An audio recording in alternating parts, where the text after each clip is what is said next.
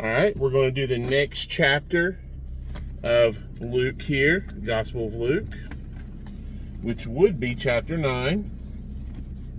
And it will be a page turner, so we'll go ahead and get her ready. So I've been out working on my plants that I'm teaching myself how to do. Got quite a few varieties of peppers and tomatoes, and I even put a couple zucchini, and I think I got one squash. And I even grew some cilantro. I ate it, but it didn't spread much, so maybe I need to plant a whole lot more of it in order to get like a whole patch going. And then I also got some basil growing, just a small amount to see if I could grow it. So, but here we are with chapter 9 of the Gospel of Luke. Then he called his 12 disciples together and gave them power and authority over all demons and to cure diseases. John 14:12. He sent them to preach the kingdom of God and to heal the sick. And he said to them, take nothing for your journey, neither staffs, nor bag, nor bread, nor money, and do not have 2 tunics apiece. Luke 10:4-12. Whatever house you enter, stay there, and from there depart. And whoever will not receive you when you go out of that city, shake off the very dust from your feet as a testimony against them. So they departed and went through the towns, preaching the gospel and healing everywhere. Now Herod the Tetrarch heard of all that was done by him, and he was perplexed, because it was said by some that John had risen from the dead, Matthew 14:1-2, and by some that Elijah had appeared, and by others that one of the old prophets had risen again. Herod said, John, I have been beheaded, but who is this of whom I hear such things? So he thought to see him. Luke 23:8. And the apostles, when they had returned, told him all that they had done. Then he took them and went aside privately into a deserted place belonging to the city called Bethsaida. But when the multitudes knew it, they followed him, and he received them and spoke to them and the kingdom of God, about the kingdom of God, and healed those who had need of healing. When the day began to wear away, the 12 came and said to him, send the multitude away, that they may go into the surrounding towns and country and lodge and get provisions, for we are in a deserted place here.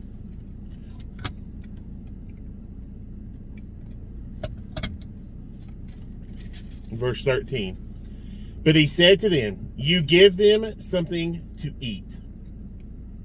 And they said, we have no more than 5 loaves and 2 fishes, unless we go and buy food for all these people. For there were about 5,000 men. Then he said to his disciples, make them sit down in groups of 50. And they did so, and made them all sit down. Then he took the 5 loaves and the 2 fish, and looking up to heaven, he blessed and broke them and gave them to the disciples to set before the multitude. Luke 22:19. So they all ate and were filled, and 12 baskets of the leftover fragments were taken up by them. And it happened as he was alone praying, that his disciples joined him, and he asked them, saying, who do the crowds say that I am? Matthew 16:13-16. When I give verses like that, I've said it in other videos, but just a reminder, I'm just reading out loud the cross references that it has listed here, in case you just want to go back and do the cross reference. So verse 19. So they answered and said, John the Baptist, but some say Elijah, and others say that one of the old prophets has risen again. Matthew 14:2. He said to them, but who do you say that I am? Peter answered and said, the Christ of God. John 6:69.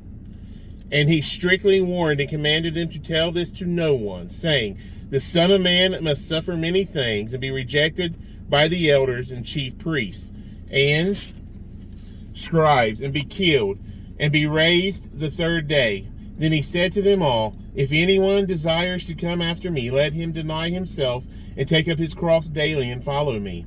For whoever desires to save his life will lose it, but whoever loses his life for my sake will save it. For what profit is it to a man if he gains the whole world and is himself destroyed or lost? For whoever is ashamed of me and my words, of him the Son of Man will be ashamed when he comes in his own glory, and in his Father's, and of the holy angels. Romans 1:16. But I tell you truly, there are some standing here who shall not taste death till they see the kingdom of God. Matthew 16:28. Now it came to pass about 8 days after these sayings that he took Peter, John, and James, and went up on the mountain to pray. As he prayed, the appearance of his face was altered, and his robe became white and glistening. And behold, 2 men talked with him, who were Moses and Elijah, who appeared in glory and spoke of his decease, which he was about to accomplish at Jerusalem. But Peter and those with him were heavy with sleep, and when they were fully awake, they saw his glory and the 2 men who stood with him. Daniel 8:18 and 10:9. Then it happened, as they were parting from him, that Peter said to Jesus, Master, is it good for us to be here? And let us make 3 tabernacles, one for you, one for Moses, and one for Elijah, not knowing what he said. While he was saying this, a cloud came and overshadowed them, and they were fearful as they entered the cloud. Exodus 13:21. And a voice came out of the cloud saying, This is my beloved Son, hear him. Matthew 3:17 and 12:18. When the voice had ceased, Jesus was found alone, but they kept quiet and told no one in those days any of the things they had seen. Matthew 17:9. Now it happened on the next day, when they had come down from the mountain, that the great multitude met him. Mark 9:14 through 27. Suddenly a man from the multitude cried out, saying, Teacher, I implore you, look on my son, for he is my only child. And behold, a spirit seizes him, and he suddenly cries out. It convulses him, so that he foams at the mouth, and it departs from him with great difficulty, bruising him. So I implored your disciples to cast it out, but they could not. Then Jesus answered and said, O faithless and perverse generation, how long shall I be with you and bear with you? Bring your son here. And as he was still coming, the demon threw him down and convulsed him. Then Jesus rebuked the unclean spirit, healed the child, and gave him back to his father. And they were all amazed at the majesty of God. But while everyone marveled at all the things which Jesus did, he said to his disciples, Let these words sink down into your ears, for the Son of Man is about to be betrayed into the hands of men.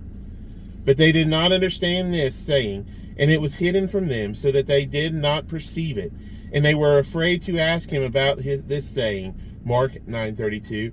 Then a dispute arose among them as to which of them would be greatest. Matthew. After just seeing that, then they instantly went straight to debating who was going to be the greatest. And Jesus, perceiving the thought of their heart, took a little child and set him by him. Matthew 9:4. And said to them, Whoever receives this little child in my name receives me, and whoever receives me receives him who sent me. For he who is least among you all will be great. John 12:44, John 13:20, and Ephesians 3:8. Now John answered and said, Master, we saw someone casting out demons in your name, and we forbade him because he does not follow us. Mark 9:38 through 40. But Jesus said to him, Do not forbid him, for he who is not against us is on our side. Luke 11:23. Now it came to pass, when the time had come for him to be received up, that he steadfastly set his face to go to Jerusalem. Mark 16:19. And sent messengers before his face. And as they went, they entered a village of the Samaritans to prepare for him. But they did not receive him, because his face was set for the journey to Jerusalem. John 4:4 and 9. And when his disciples, James and John saw this, they said, Lord, do you want us to command fire to come down from heaven and consume them, just as Elijah did? But he turned and rebuked them and said, you do not know what manner of spirit you are of. For the Son of Man did not come to destroy men's lives, but to save them. And they went to another village. John 3:17, 12:47. I can go ahead and tell you what John 3:17 says. For God sent not his Son into the world to condemn the world, but that the world through him might be saved. That's right after the most popular verse. I love 3:16, 3:17. You get the heart and the why right there.